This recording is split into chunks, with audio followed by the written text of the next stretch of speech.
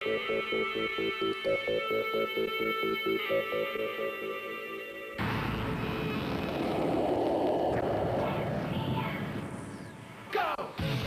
Toyota Dealer 400 in Lydenburg was the penultimate round of the 8-race-long 2006 ABSA Off-Road Championships, and it was all coming to a head. None of the championship crowns had truly found a resting place on a head yet, and in all the categories the racing was due to be cutthroat.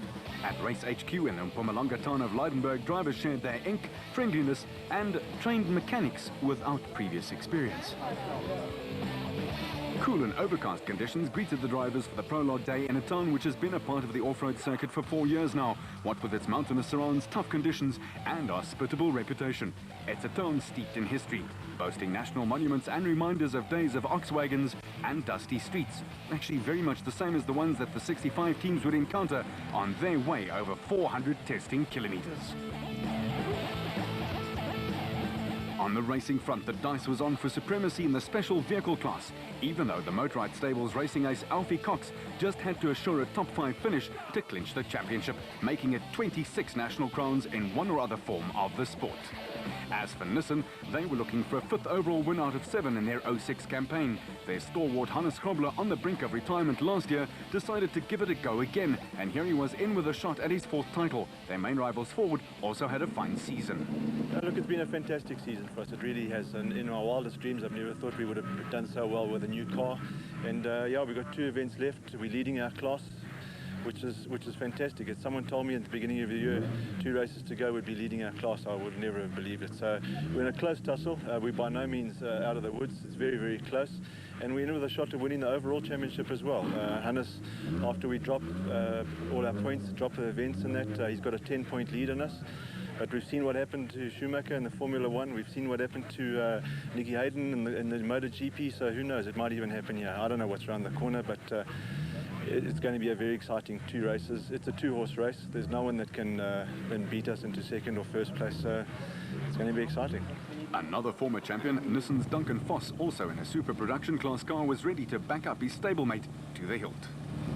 It's important for Nissan to get the maximum out of the season as possible. Hannes is in a fight with a Ford for the SP Championship and the overall championship, so it's important, I would think, for me to back him as much as is possible, and for Hannes to obviously try and win the championship, and Nissan to try and win the Manufacturers' Championship. But Toyota was certainly not just going to give away the 06 Manufacturers' Championship crown. Well, for the first time, I think, in many years, Toyota's actually leading the Manufacturers' Championship.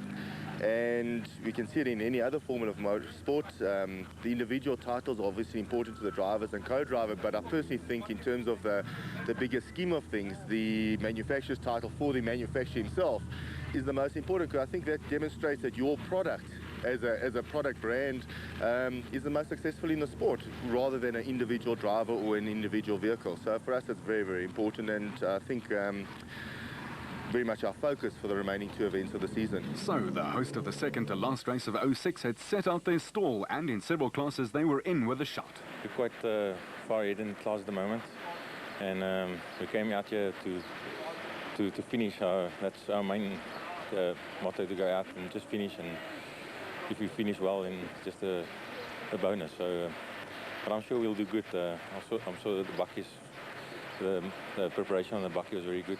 So I'm sure we'll do good this race. Last year we did very well. So I like this race, and it's just not that hard. So I'm sure we'll do good. Visser and his co-driver Jaapie Baardhorst were 4th overall, but all eyes were on the battle up front, with only 8 points separating the Nissan Navara from the Ford Ranger.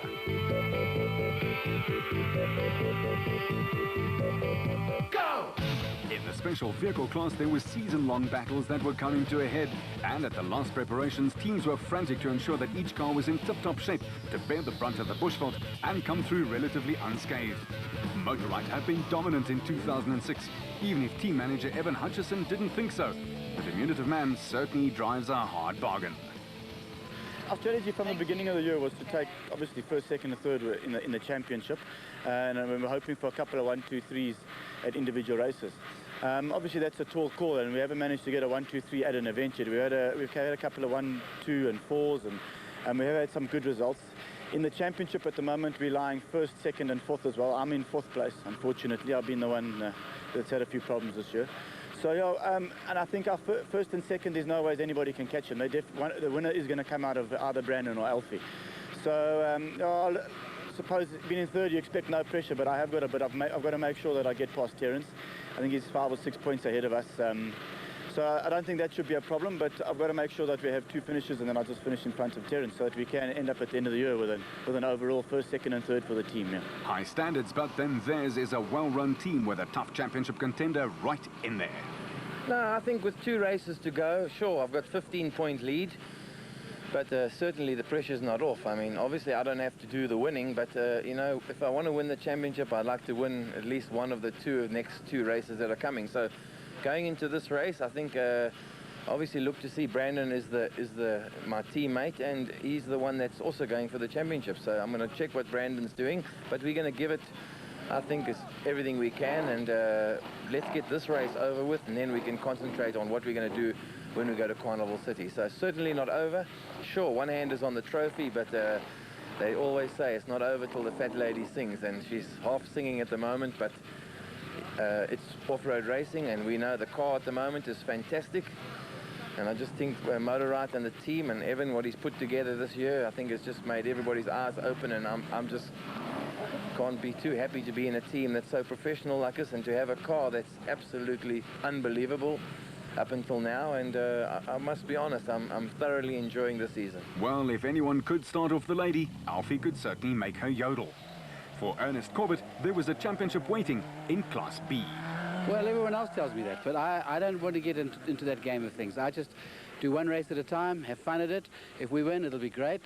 Look, the main thing is to win for the mechanics. That's really what it's all about. You know, at my age, you know, winning isn't a big deal. You know what I mean? I'm not trying to impress some young lady or something. You know, I'm happily married, 38 years, all that's behind me.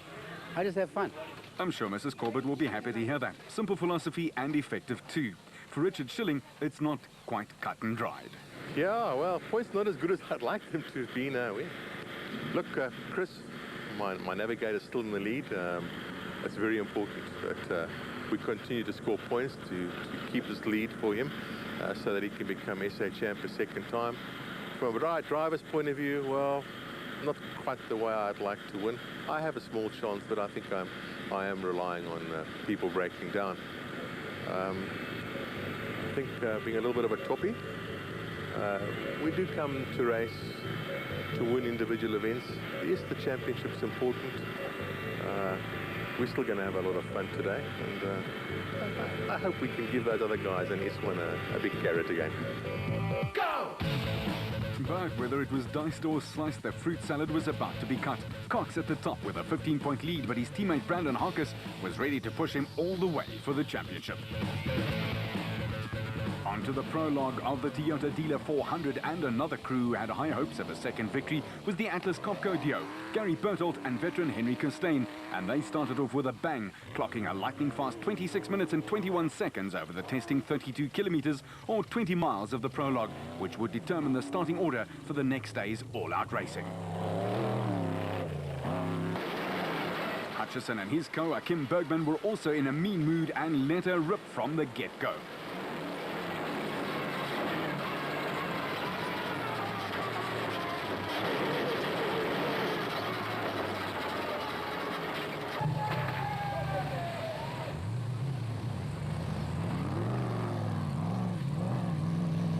Cox and his faithful navigator Henny ter Steger also let it all hang out, but they knew that they could be cautious in their approach, save the car and get to the line in one piece.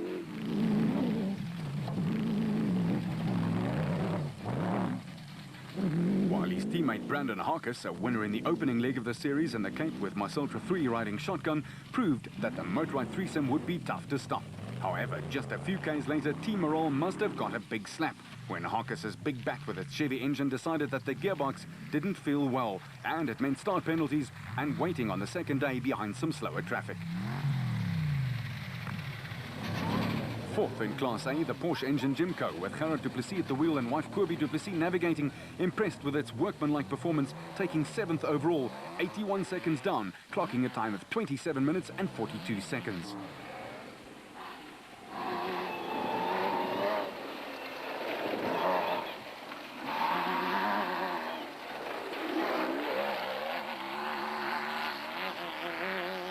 The screaming green back featuring Colin Matthews and Bodo Bertolt flying the colours of Gondwana Steel and Construction was another surprise package, filling 8th place overall and 5th in the A-class.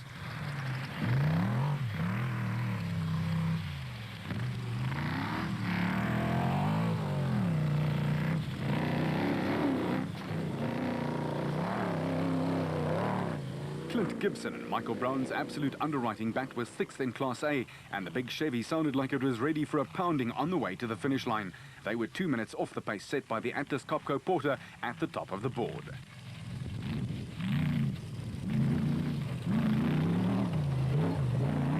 In Class S, the National Mobile Racing Raceco with Archie Rutherford and Craig Doubtfire aboard were leading the prologue and the National Championship, but they had their work cut out for them. That's all because of this man. The veteran racer and former Roof of Africa champion Richard Schilling and his nav Chris Davies were piling on the pressure in their Plastotech Raceco. They were only 29 seconds behind and pushing hard. Very, very hard. In Class B, the self-professed old man, Ernest Corbett and co-driver Warwick Goosen were flying in the Century Property Racing bat, but in turn, they were also taking heat from their nearest rivals. Their rearview mirror brought into focus the Bozel Zarco of Marius van Vuren and Johan Coetzee, who were just 2 ticks off the clock behind them at the line. It was racing as tight as it could be. And if you were just slightly off the pace in this field, you got blasted. The Keymax Property Development back with the father and son combination of the Cries, taking Giel Nel and Johan Smallberger in the Bozel Truggy, but they would run into trouble and finished off the pace. And that pace was set by Bertolt and Kirstein with a 14-second stopgap over the Motorride crew. It would mean a dust-free ride for the Atlas Copco crew.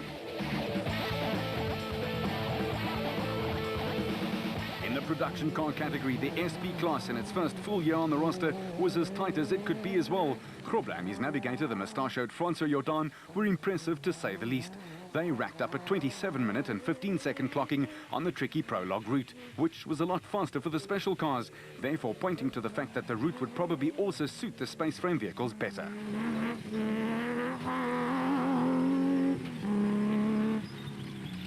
Their teammate Duncan Foss and his co-driver Ralph Pitchford, another former national champ, were also battling along at a furious rate of knots in the second proudly South African Nissan Navara. They were 19 seconds in arrears. Those 4-litre Japanese engines were certainly firing on all cylinders, as was the Nissan of Mark Corbett and Jean Moore, flying the Century Property Development's flag.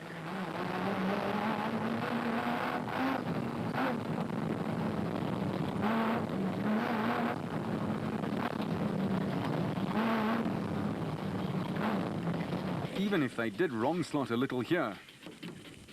And just imagine what the tree felt like.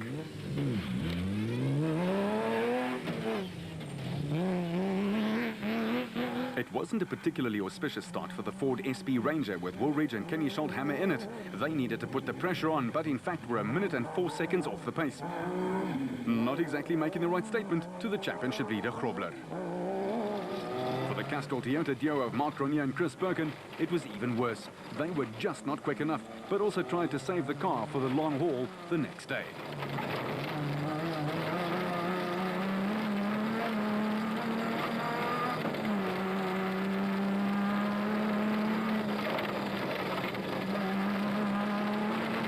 Off-road racing is an eclectic mix of trying to conserve the car and trying to keep up with the pace setters.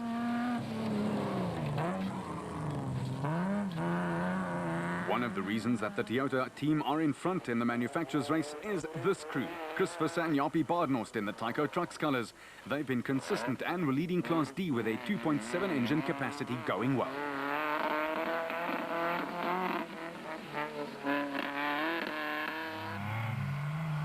They were 28 seconds ahead of their nearest rival in Class Coetzee Labuschagne and Johan Gerber in their race on ex-Castrol Nissan. They in turn had more than 3 minutes worth of breathing space ahead of the next Class D chaser. Right on their butts though was Class E points leader, the Peter Maritzburg duo of Manfred Schroeder and his co-Ward Huxtable. Their Ford Ranger was doing what it's done all season long, purring right along.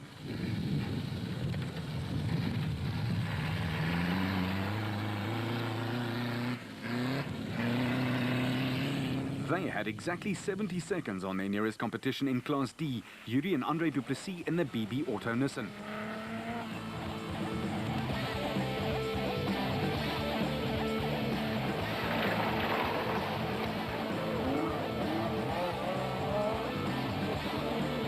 No doubt, the battle lines were drawn, and so was the starting order for the next day.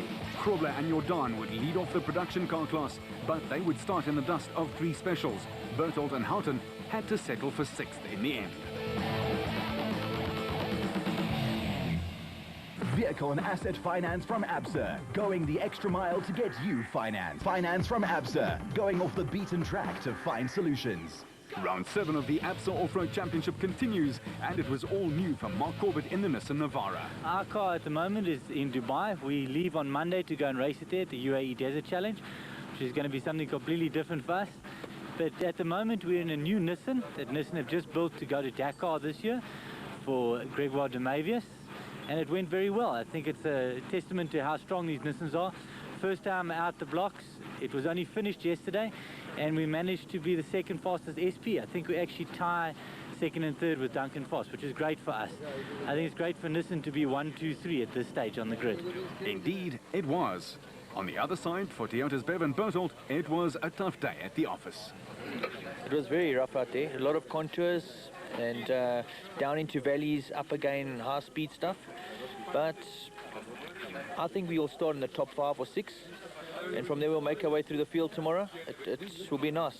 The temperatures in the car is running well, and me and my teammate are right next to each other, so we're doing okay. Bev's brother Gary was a happy camper after notching up that victory. Yeah, we're starting in front. We seem to have a 14-second gap on Evan, and we just want to try and keep it out front, not having any dust. I think it's going to be a tough event. It seemed very rough today, very tricky out there. So tomorrow should be tough to keep it in front.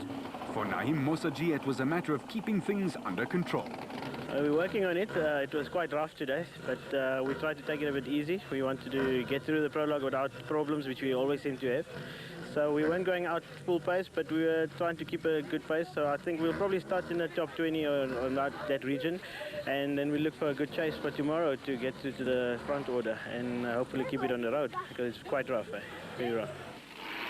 And that's the art of racing off the road, knowing when to go hard or not in the rough. And a lot of drivers would have gone to sleep with that as their last thought the night before.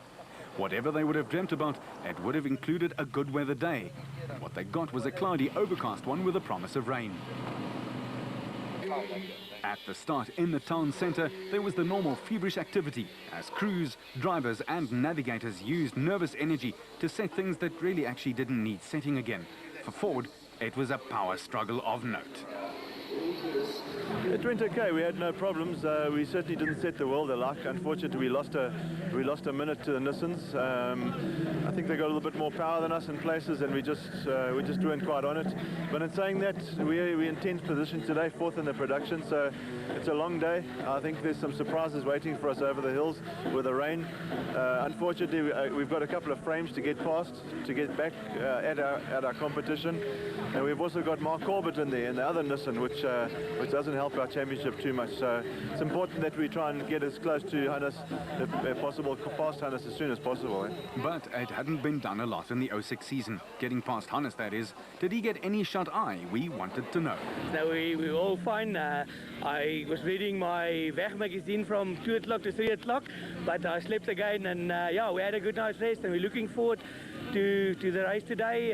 The weather looks very, very nice. It doesn't look like it's going to be too hot, and I believe we're going to go into the forest for about 120 k's, so I'm looking forward to that. For the Nashua Mobile Racing Team, first prize would have been a finish. They hadn't been able to buy one lately. Well, we want to finish the race for a change. We haven't finished the last 2, so we're going to go out and try and hold our position, basically, and see what happens. If Rich is right behind us, 30 seconds. If he's pushing hard, I'll let him through, and we just aim for a finish today.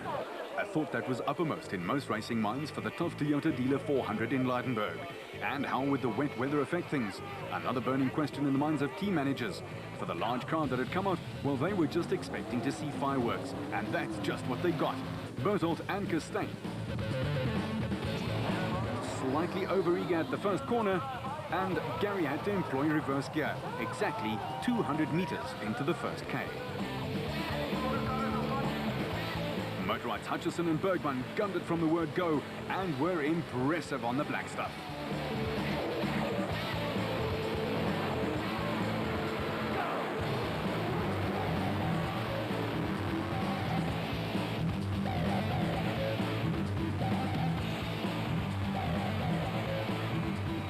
Their teammate Alfie Cox was also in a mean mood and set off with guns blazing. Krobler and Jordan were next, and the Nissan Navara is always a crowd pleaser.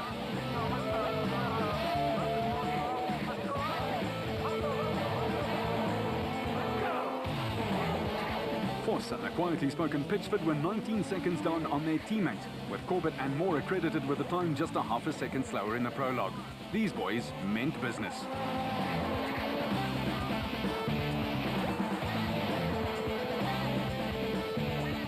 On the route, which was made up of 3 loops at 124 kilometers each, the dust would prove to be a problem in the low-lying areas. For the Atlas Copco lads, they were going for broke, and no dust in front of them.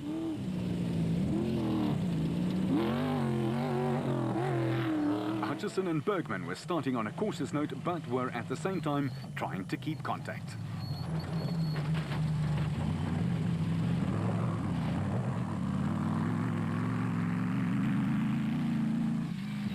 The more cars passed over the dry roads due to a severe shortage of rain, the more it churned up big clouds of dust, and navigators had to have X-ray vision to make sure in which direction they sent their pilots.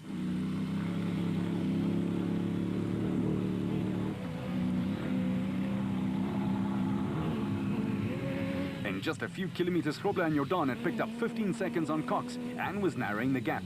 He and his longtime co-driver make a great team.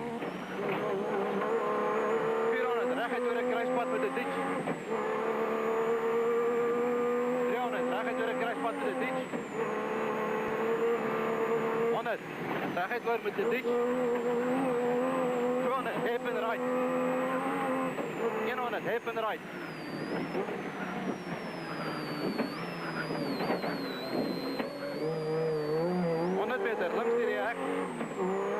Voss and Pitchford, finding the route tough going, were also trying to find that fine line between too hard and right on the bubble. As for Corbett and Moore, they were on their way to the third fastest, clocking on the first loop, an impressive ride in a brand new car.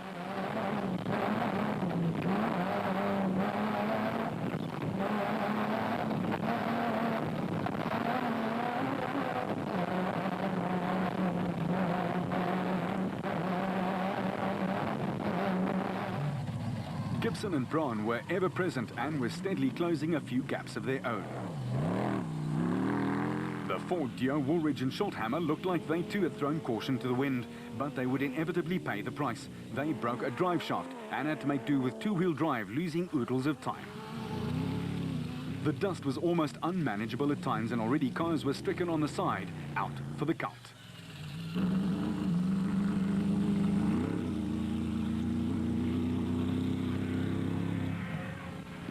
Cronje and Birkin were chasing for all they were worth.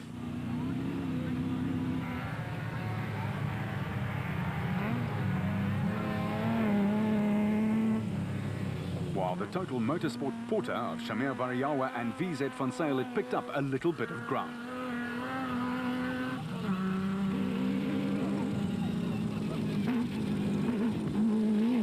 For the Castrol Toyota crew, the specials were just too quick over the rough stuff.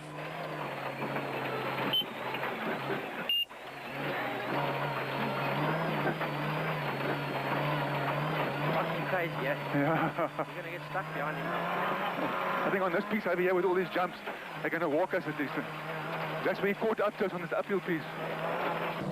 Rutherford and Doubtfire in the Nashua Mobile Raceco was steady as she goes. They were determined to finish their first race in 3, and they clocked a top 10 time for the first loop. However, this incident cost a whole fistful of racers a lot of time. Nick Gosler and Richard Carolyn steamed into the river crossing and then ground to a steaming halt. That left a whole bunch of cars queuing up like they were waiting for a Saturday morning car wash.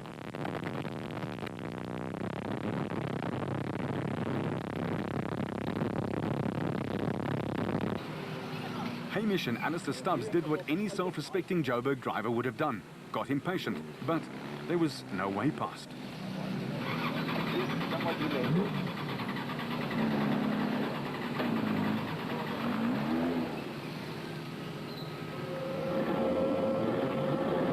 If it wasn't so serious, it would have been laughable. Schroeder and Huxtable eventually got through, but no doubt there was some choice language being uttered out there at the time. Some drivers lost as much as 25 minutes.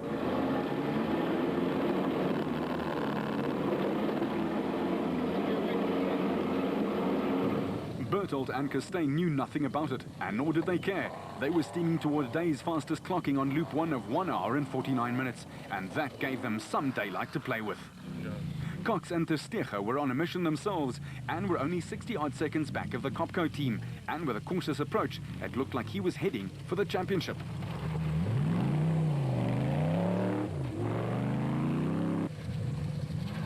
Their Motorrad stablemate Evan Hutchison and his co-driver Kim Bergman were third fastest on the first loop, but they were driving on the edge and holding very little back. Still, there was more than 220 k's to go.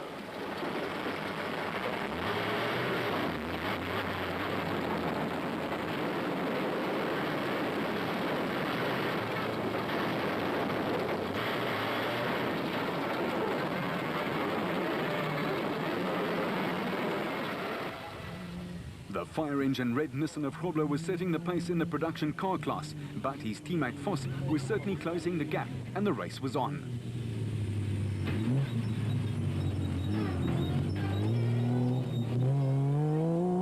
The 2002 Drivers' Champion had the bit between his teeth, and he was galloping. In amongst the trees and the pine needles of the escarpment forests, the special vehicles were due to be slightly slower, and that's how it proved to be. However, Gibson, with an improved suspension setup, was flying along. Variawa and Van Zyl had started off in 9th in class, but they were already making a big move. Meanwhile, Corbett Jr. was holding station, but again wrong-slotted. Luckily, neither of these little tete-a-tetes cost him much time.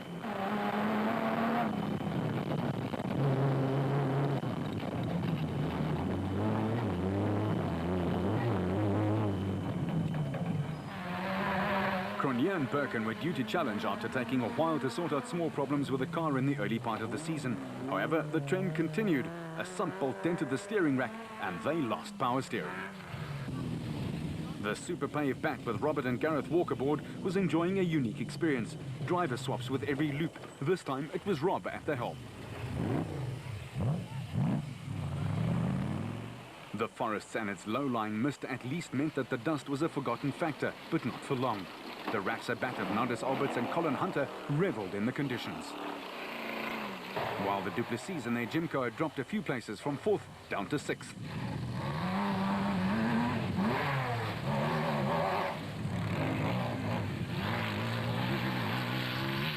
The other Ford SP with Rob Gurney and Graham Steinbank did the honourable and commendable thing and stopped to help Berthold and Houghton, who'd got stuck in a rut, and it had cost them a few places.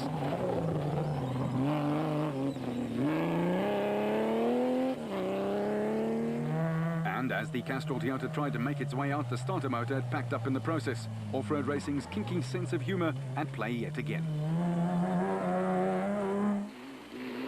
Rutherford and Doubtfire came into the viewfinder next in the forest, and they'd flown around the first loop, leading Class S comfortably. John Moore and Ashley Thorne in the Leoconics Internet Free Spirit sported lucky number 13 and were rock solid. Johan and Etienne Besaidnout in the Edenco bat were 24th after the prologue, but they were steady on their way to the first designated service point after 124 Ks. The space frame vehicles are amazing over the tough tracks, and none more so than John Weir-Smith and his co-driver Jaco Lopes's Super Team Jimco, but they had a mountain to climb. They'd lost more than 10 minutes on the prologue and were battling against old Father Time. Coming into DSP, Jannie Visser and Joks Leroux in their Castrol Toyota were 37th overall, but they were having drama, with Brandon Harker storming through the field after his earlier gearbox trouble. Musaji and his nav Rayon Bodiano were 18th overall, but climbing up the special vehicle rankings.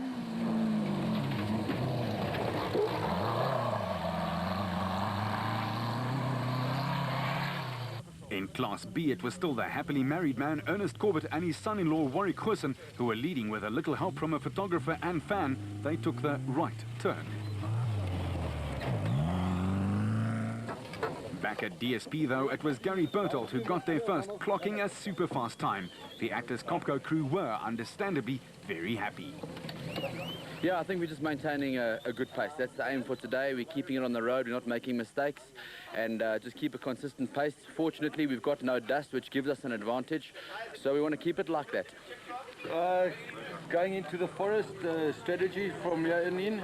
Yeah, look, we accept that the four-wheel drives are generally a bit faster than us in the forest, but we just want to maintain a consistent pace and let them race their race. We've made up about 5.5 minutes on them so far, so we've got a bit of a buffer. Cox was the next man back at the pit area, and the Dakar Rally star was obviously happy to have conserved his motorbike bat and got back to the Leidenburg Rugby Club grounds, ready to tackle the second and third loops.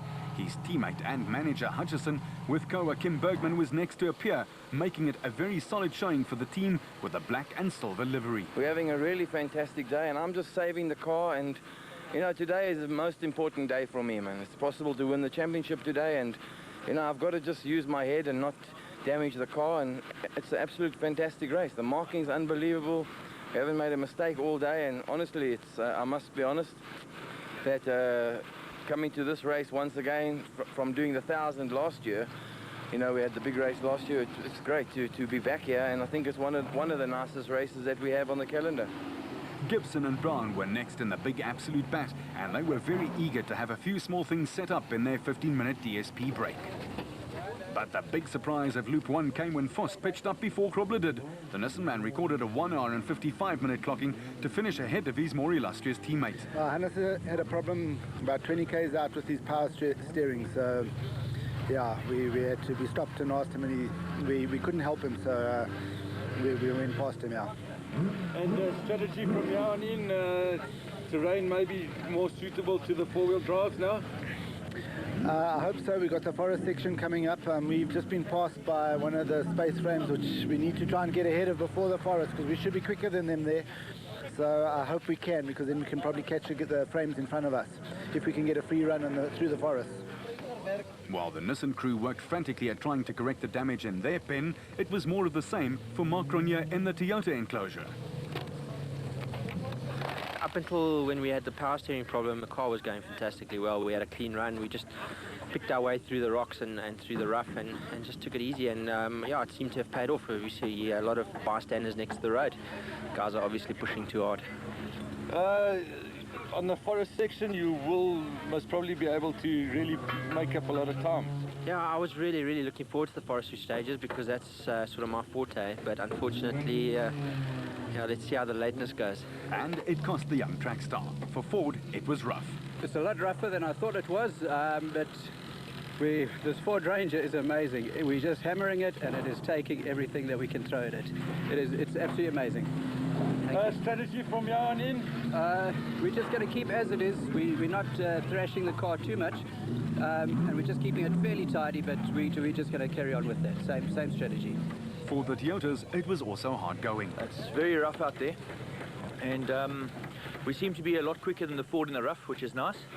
They did stop and help us. Our starter motor stopped working. They actually gave us a tow, which is very sportsmanlike. It's a hell of a nice thing for them to have done.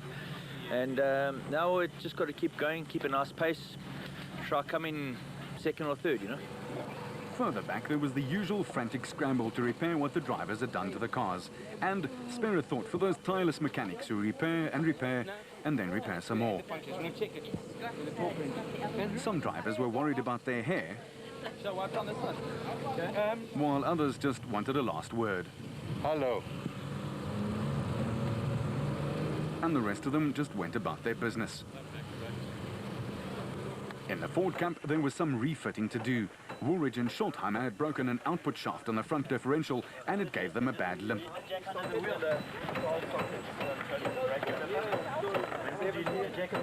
For Kitsela Baskachny, a small problem just needed a little attention. Yeah, it's only a small problem on the wheel bearing. We are fixing it as a precautionary measure. Rather than taking a chance, we've got a fast loop now. But this last loop is going to be this rough one which we did now, which was a horrible one from a bucky point of view. I think the guys in the specials enjoyed it. But yeah, we're there. We will go. We lost some time this morning with the guys being stuck in front of us here in the mud. and we had to find alternative routes, so that cost us a couple of places and actually nullified any position which we had in the prologue. But yeah, we'll be going and see how it's going. So far it's going good. Ford SP navigator Kenny Schulthammer's worried look was there for a reason. The stricken Ranger was taking strain, and at a time when they really needed it to come through for them. Yeah, a bit of disappointment. 15 kilometers out, we've broken a drive shaft, a front diff output shaft. So it's kind of like put us out. Not out the race. We'll continue. We're going to fix it. We've done the 120 k's in two-wheel drive. So we lost about 45 minutes changing it because we had to take off the whole lower control arm to get the actual shaft out and get it all back in again. But we've got another part. We're going to put that in again and get four-wheel drive and head out again. For the Castrol Toyota team, the Dealer 400 is a flagship event. Yeah, I think it's important if you look around and you see the kids with the flags and T-shirts and everything. I think it's a brand image, and we're proud to be part of the Toyota family. And yeah, we put that over to our community as well. Vehicle and asset finance from Absa. Overcoming all finance from Absa. Going the extra mile to get you financed. Go! The second loop of the Toyota Dealer 400 took in a lot of the forests, and here the production cars were down to be quicker. They were girding their loins. As for Cox, he was doing exactly what was needed to secure the championship, driving conservatively and getting the job done. But he did such a great job that he blasted past Berthold and Costain and chased away from them at a rate of knots.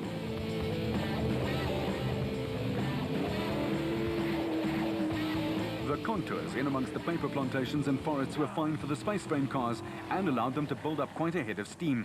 But as any road user has to do, the train crossing still has to be given the necessary respect.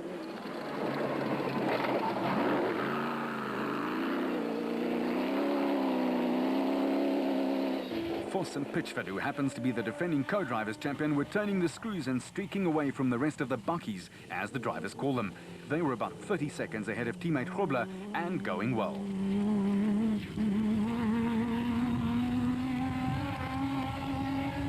He, in turn, was 4 odd minutes ahead of the third-placed car and knew all he had to do was to keep it there to secure his 4th national championship.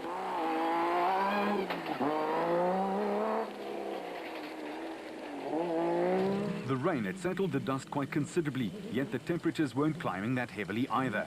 For Shamir Bariawa, it was perfect conditions to move up the order.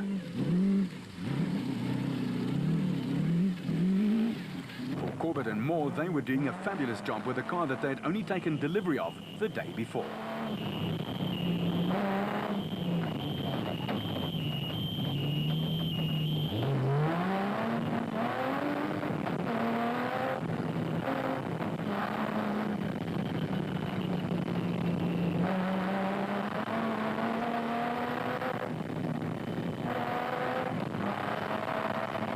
Clint Gibson and Michael Brown were steadily going about their business in the top 5 in Class A, but disaster awaited them.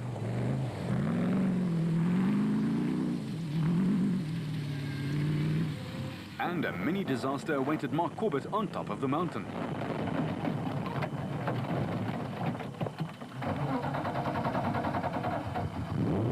Oh well, it looked like it needed some trimming in any case.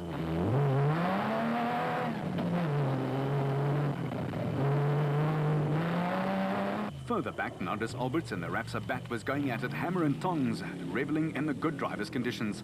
Skill certainly came to the fore in this part of the race. The Ford Ranger of Gurney and Steinbach was still taking all the abuse and wanting more, while Berthold and Houghton had been overtaken and were holding on for dear life.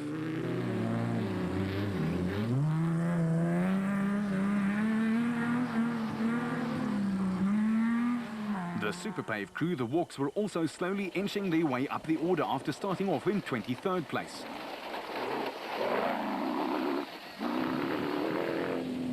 And some of those long sweeping turns were a lot of fun for the drivers and their passengers.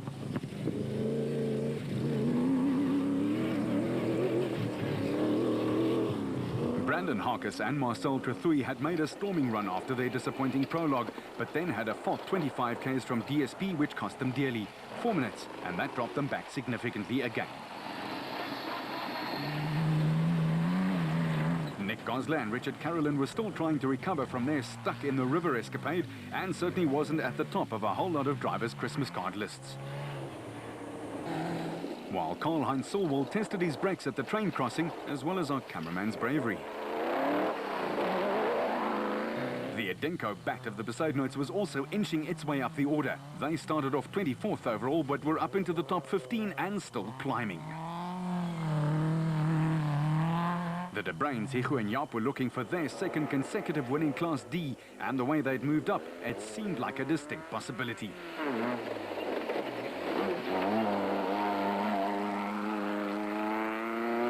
They had a race-long scrap with a BB Auto Nissan pair of Arnold du Plessis and John Knox. At this stage, there was less than 40 seconds in it.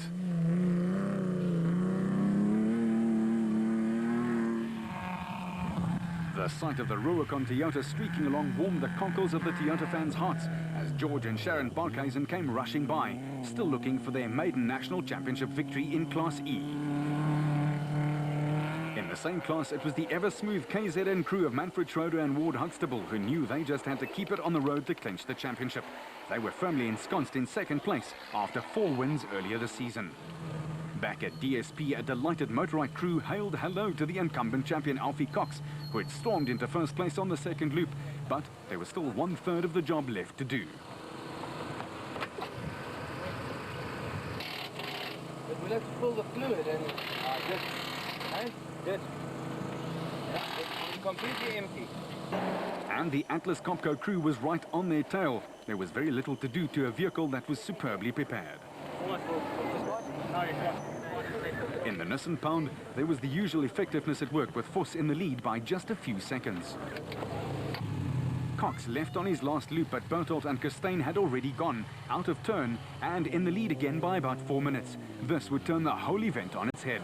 For Houghton and his driver Bevan Berthold, there was a quick break and a few instructions, while the Ford lads were still frantically working on that drive shaft replacement. The Atlas Copco crew had inadvertently jumped out to quite a lead, but it would have serious consequences later. Still, the big old porter was more than able and willing. Cox was chasing and chasing hard, and he and Tersteger were just more than 2 minutes down.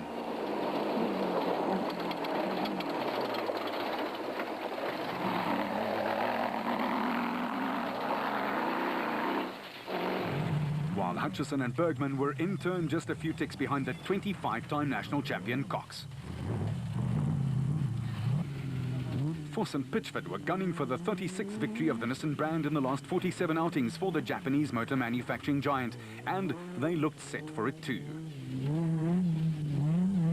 As for Grobler, all he had to do to clinch the 06 championship wreath was to keep it on its wheels and get it to the line.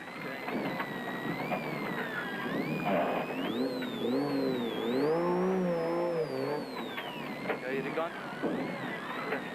50 meter, baie nou.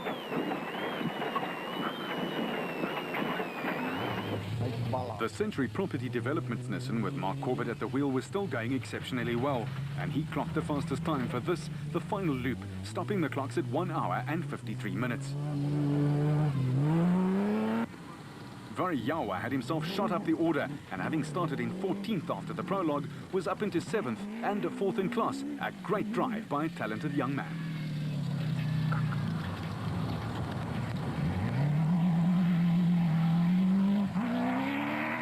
The Walks had done virtually the same thing, with Robert back behind the wheel after Gareth had taken it for lap 2. They were 8th overall.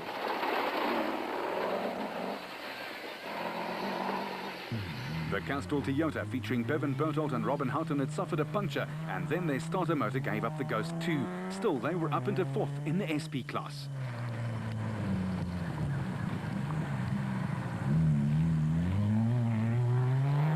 The Besaidnoids bat was still sounding great, and they were steering their Edenko-sponsored car to a very popular win in Class B with a 20-minute lead. Gurney and Steinbach up into 13th overall and 5th in class, with a fine drive behind the controls of the Ford Ranger.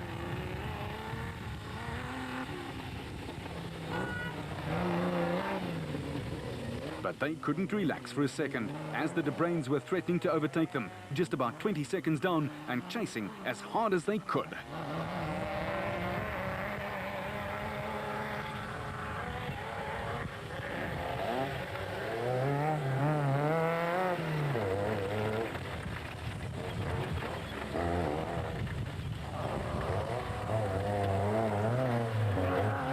were just holding off the BB Auto Nissan squad. They'd moved up from outside the top 50 to get up to 15th overall, a phenomenal drive. And another one of those was produced by the husband and wife team, the Barkhuizens, who themselves had picked up 32 places.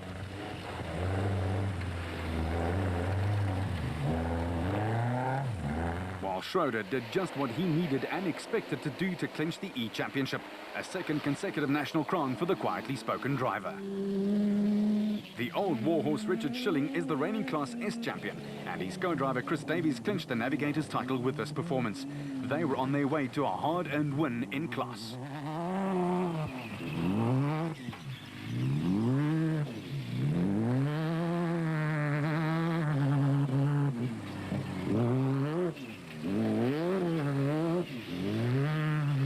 And after all of that, they did get it going again. Further back, there were teams who were just too happy to make it back to the Leidenburg Rugby Club grounds, never mind a winning class. A case in point, Brian Martin and Oki Fourie, who had started off in 39th but were up into 23rd.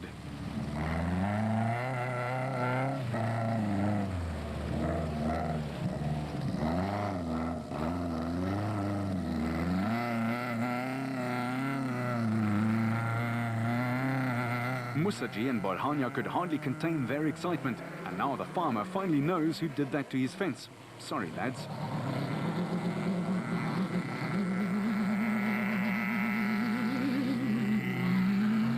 Corbett and Goosen were 20 minutes behind the lead in class, but were firmly settled into second place. And they certainly got their money's worth at this juncture.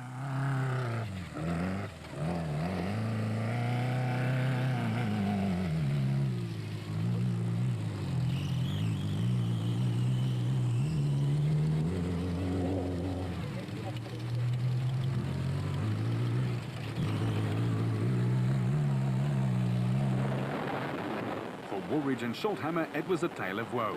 Their championship hopes all contained in one broken pot. And sayonara. See you next year.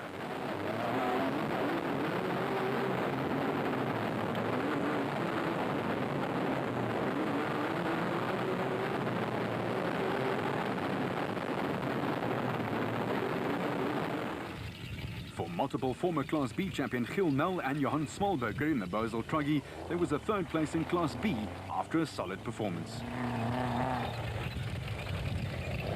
While Labuschagne and Gerber brought home their race Sonics Nissan in 4th place and 32nd overall.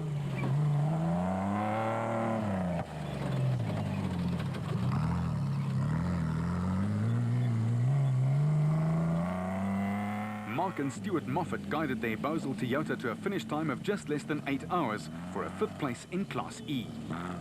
With Colin Howell and James Kennelly just behind them, but 13th in class.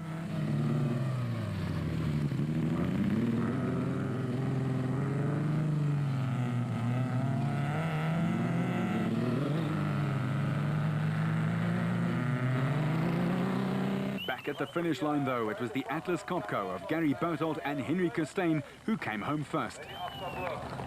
They stopped the clocks in 5 hours and 48 minutes, but controversy was around the corner. For the Motorrad crew, there was happiness galore, a championship for Alfie Cox and a 3rd place for Hutchison and Bergman.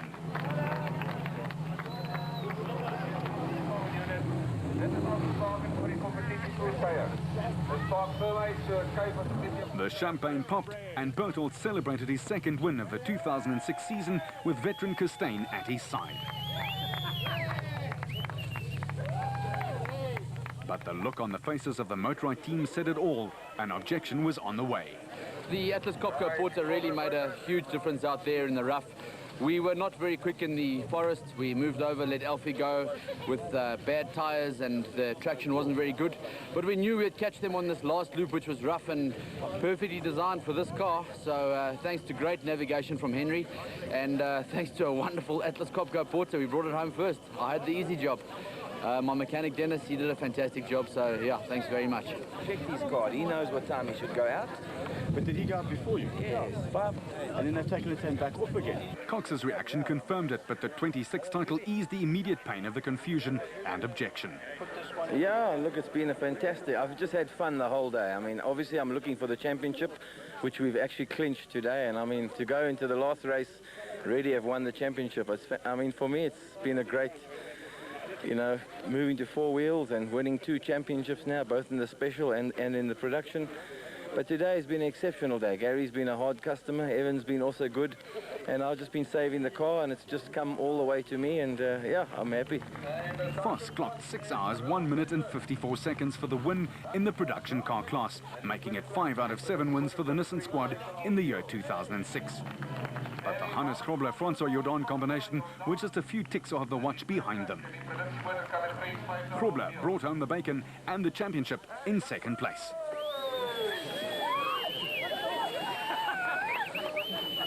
And Corbett and Moore made it a clean sweep for Nissan as they filled the top 3, the 2nd time that this has been done by the Nissan outfit in 3 years. Oh, we had a great day. 1, 2, 3. I mean, you can't ask for more than that. It was, you know, it was a great result and one that we needed. You know, it wasn't a lucky result. We worked hard for it, and we've all drove very well. We all navigated very well, and the cars were brilliant, absolutely brilliant. Berthold and Houghton took 4th, just 5 minutes down, while the Besaidnots at Denko Bat astounded by taking 11th overall. But it did take some limping. Wel, vanoggend toe ek hierdie reisies begin het ek nou regtig nie gedink ek gaan klaarmaak nie, maar ek het vir myself net gesê vandag doen hierdie ding. Ons het dit kalm gevat die eerste en die tweede loop. Die derde loop het ons nou brand gemaak. Dit was, alles het net perfect gewerkt, nie een papwiel nie, ons het nie een keer van die pad afgeval nie, nie een wrong slot nie, niks nie. Vandag was dit my navigator, het sy job gedoen vandag. En nou ja, nou het ons hier gestop met 'n papwieltjie, maar ons het gemaak. Schilling took a popular win in Class S, but all the honours went to Berthold and Costain. But an appeal court from Motorsport SA will make a decision, so these results are pending.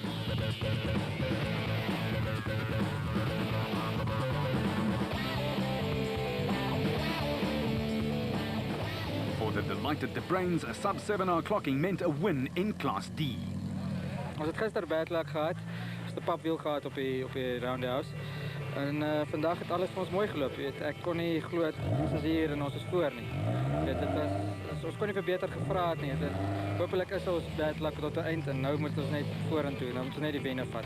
The Barkhuizens were over the moon with their maiden win and could not stop smiling. Well, in my 3 years of off-road racing, that's the first win for us, and it's awesome. It's an unbelievable feeling, and the car has been perfect. The navigator has been perfect today. Everything just worked out. I think that's what you need. You need a perfect day to be able to win an event like this, and it just happened today. Voss and Pitchford were the narrowest winning margin of the season, but Grobler did enough to take his 4th off-road title to go with ones from 86, 2003 and 4. Until the Ford Carnival City 400 on November the 17th and 18th, you keep it on the road, we'll keep it off-road.